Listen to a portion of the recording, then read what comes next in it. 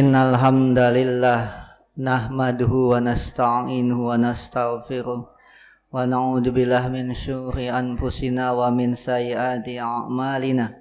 May yahdihillahu fala mudhillalah wa may yudhlil fala hadiyalah.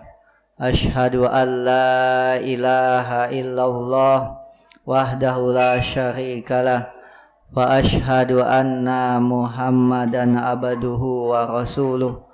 Allahumma salli ala Sayyidina Muhammad wa ala alihi wa sahbihi wa man tabi'ahum bi ihsani ila yaumiddin.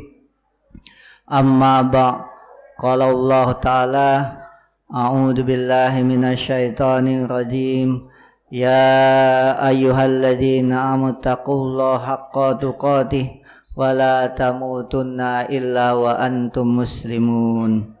Ya ayyuhalladzina taqullaha wa qulu qawlan sadida yuslih lakum a'malakum wa yaghfir lakum junubakum wa may yuti'illah wa rasulahu faqad faza fawzan 'azima.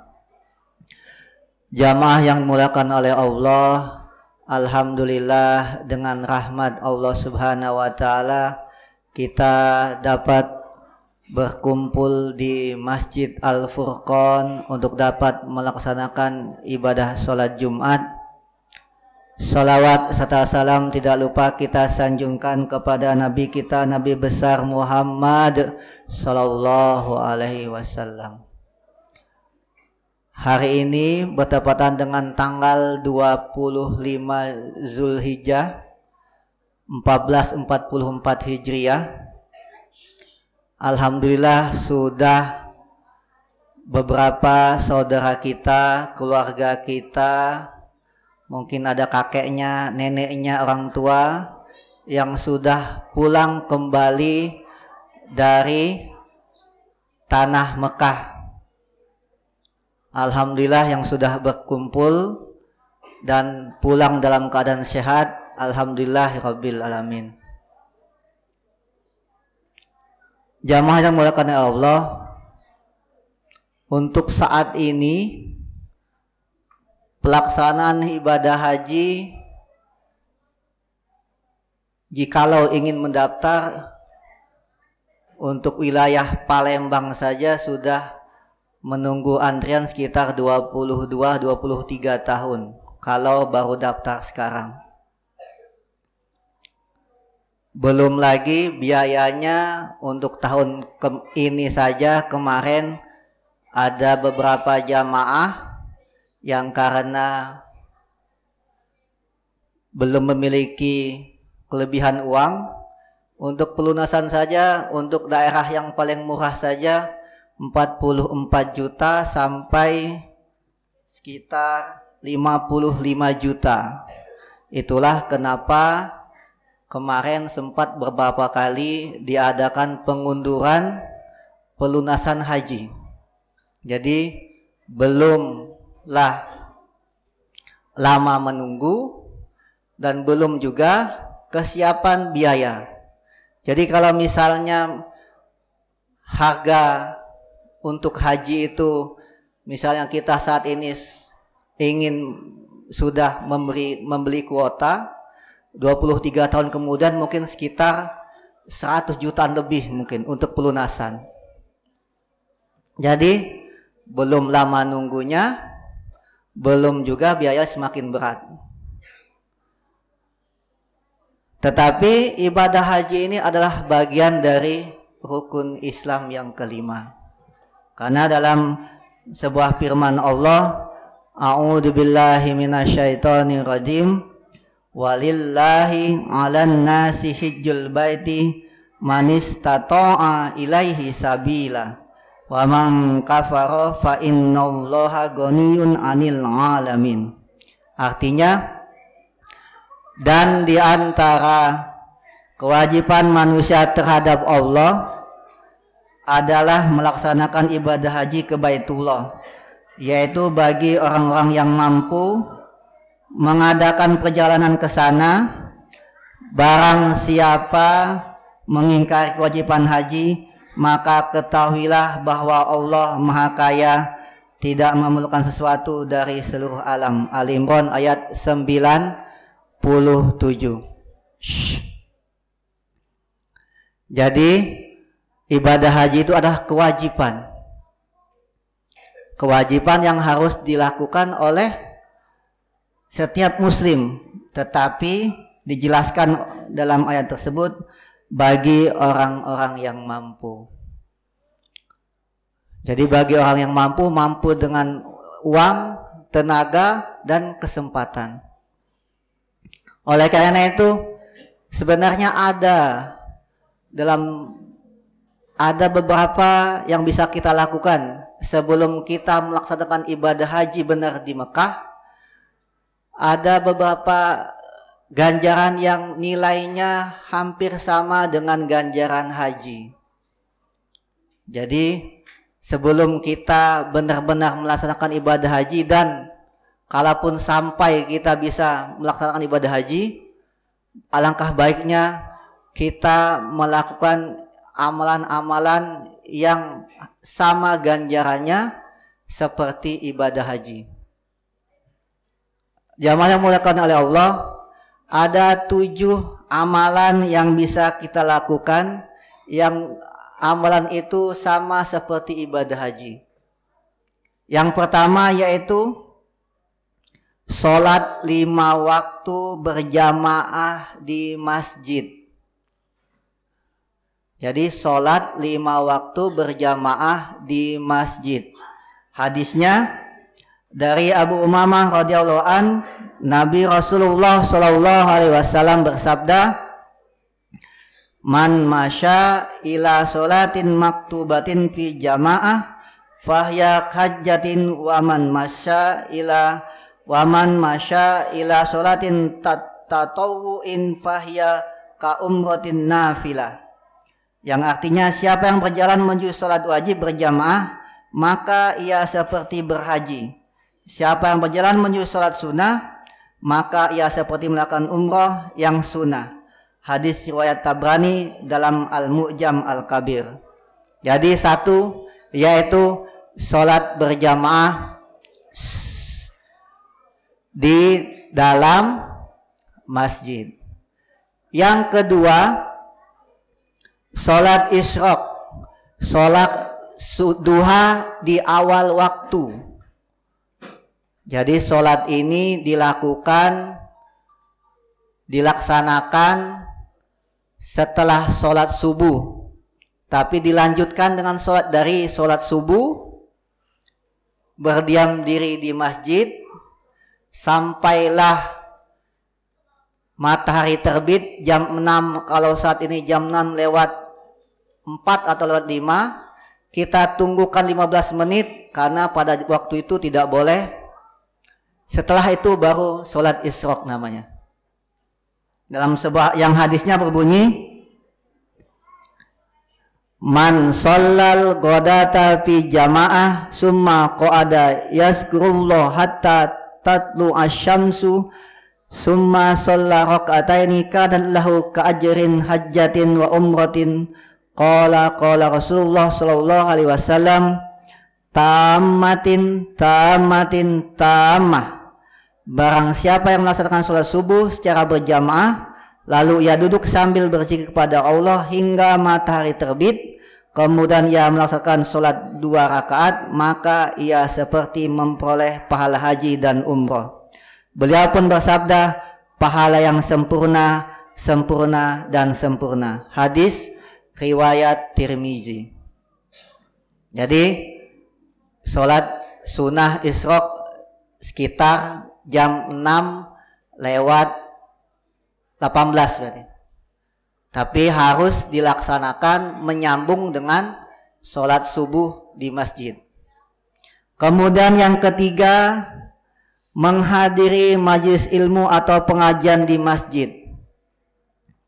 Dari Abu Umamah radhiyallahu an, Nabi Rasulullah SAW bersabda, "Man goda ilal masjidi la yuridu illa ayyata'allama khairan aw yu'allimahu kana lahu ka'ajri hajjin tamman hajjatuhu."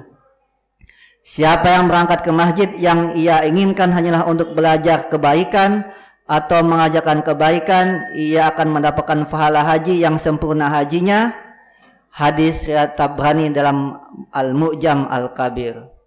Jadi kalau jamaah, kalau ada masjid yang mengadakan pengajian subuh, habis sholat subuh ada pengajian, jangan langsung pulang. Jikalau sudah jam 6 lewat 17-18, lanjutkan dengan sholat isyraq. Jadi dapat 3. Kalaupun dia telah berjamaah di masjid, kemudian dia mendengarkan pengajian, kemudian dia melakukan sholat isyraq.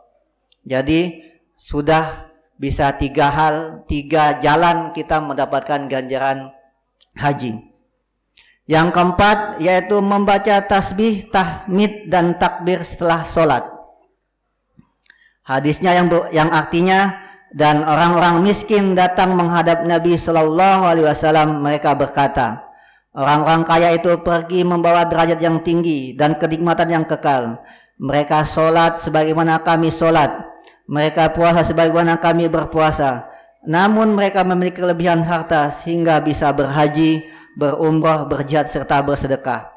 Nabi Shallallahu Alaihi Wasallam bersabda, maukah kalian aku ajarkan suatu amalan yang dengan amalan tersebut kalian akan mengejar orang yang mendahului kalian, dan dengannya dapat terdepan dari orang yang setelah kalian, dan tidak ada seorang pun yang lebih utama daripada kalian, kecuali orang yang melakukan hal yang sama seperti yang kalian lakukan.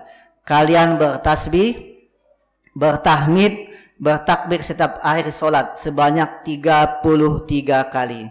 Kami pun berselisih, sebagian kami bertasbih 33 kali, bertahmid 33 kali, bertakbir 34 kali.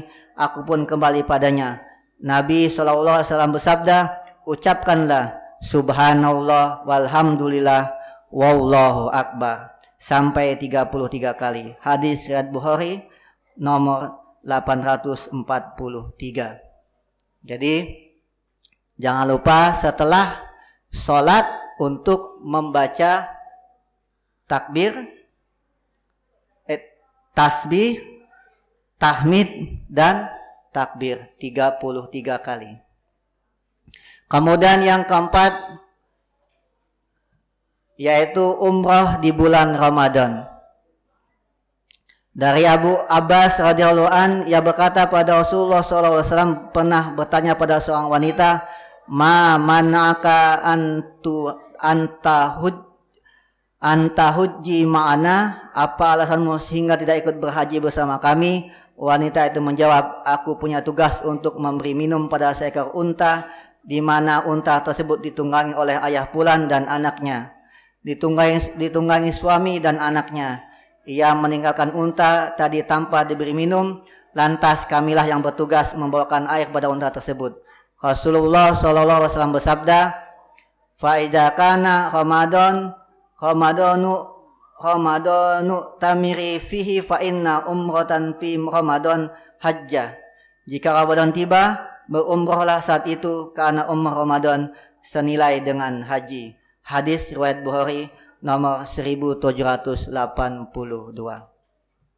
Yang keenam, amalan yang keenam, insyaallah semoga kita bisa melakukannya, dan bagi yang masih ada orang tua, yaitu berbakti kepada orang tua.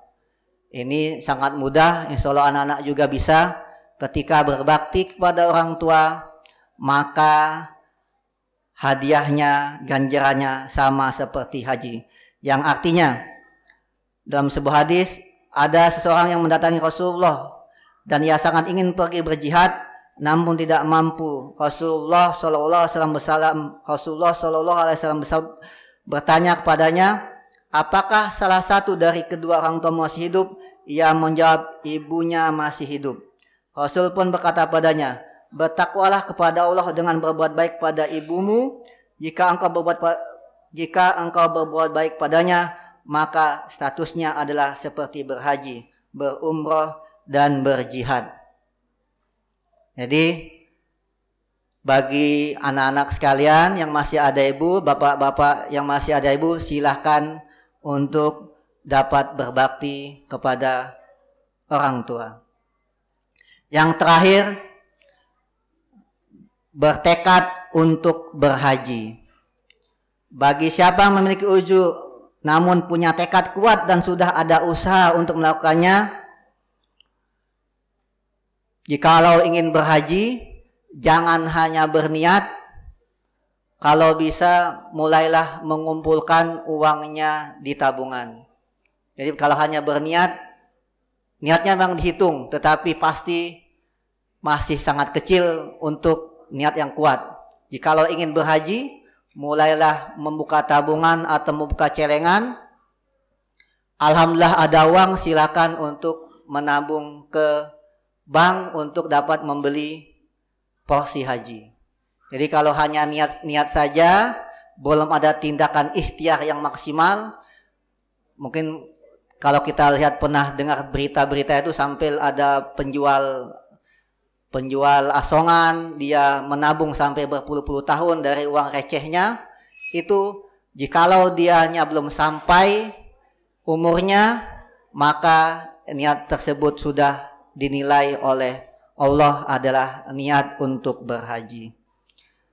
Demikianlah jamaah sekalian, ada 7 amalan yang bisa kita lakukan jikalau belum sampai waktunya kita untuk berhaji, yaitu dengan melakukan sholat 5 waktu berjamaah di masjid, kemudian kedua melakukan sholat isyraq, sholat di awal duha, kemudian mendengarkan pengajian, mengikuti pengajian, membaca tahmid, tasbih, tahmid dan takbir, berpuasa,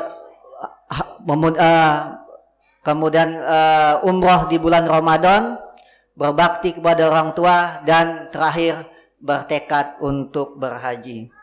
Semoga kita semua dimudahkan Allah untuk dapat menjadi tamu Allah, melakukan ibadah haji rukun Islam yang kelima. Amin ya rabbal alamin. Barakallahu li wa lakum fil Qur'anil azim wa nafa'ani wa iyyakum bima fihi minal ayati wa dzikril hakim wa taqabbal minni wa minkum tilawatahu innahu was-sami'ul alim. Aqulu qawli hadza astaghfirullah li wa lakum wa lisairil muslimin wal muslimat wal mu'minin wal mu'minat fastaghfiru innahu huwal ghafurur rahim.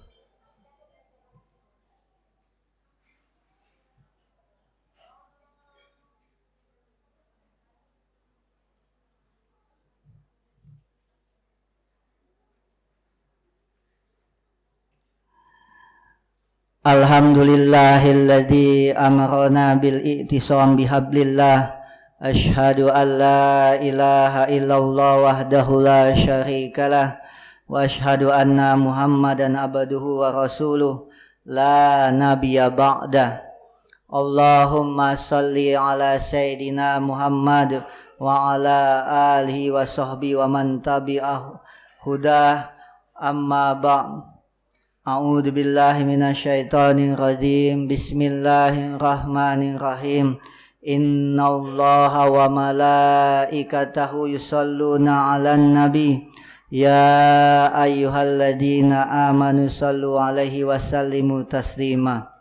Allahumma shalli ala sayyidina Muhammad wa ala ali sayyidina Muhammad kama shallaita ala sayyidina Ibrahim wa ala ali sayyidina Ibrahim wa barik ala sayyidina Muhammad wa ala ali sayyidina Muhammad kama barakta ala sayyidina Ibrahim wa ala ali sayyidina Ibrahim innaka Hamidum Majid. Allahumma ighfir lil muslimina wal muslimat wal mu'minina wal mu'minat al ahya'i minhum wal amwat innaka sami'un qaribun mujibud da'awat. Allahumma ansur ummata sayyidina Muhammad. Allahumma arham ummata sayyidina Muhammad. Allahumma ansur man nasruddin wahdul man hadal muslimin. Allahumma ij'al baldatana hadiyani Indonesia baldatan thayyibatan tajri fihi ahkamuka wa sunnata rasulika ya hayyu ya qayyum. Allahumma inna nas'aluka salamatan fid din wa afiyatan fil jasad wa ziyadatan fil ilmi wa barakatan fil rizki wa taubatan qablal maut wa rahmatan indal maut wa maghfiratan ba'dal maut. Allahumma hawwin alaina fi sakaratil maut wan najata minan nari wal afwa indal hisab. Ibadallah, innallaha ya'muru bil adli wal ihsan wa ita'il qurba wa yanha 'anil fahsya'i wal munkar wal baghi ya'idukum la'allakum tadhakkarun. Fazkurul azim yazkurkum was'aluhu min fadlihi yu'tikum wa la dzikrullahi akbar. Aqimis shalah.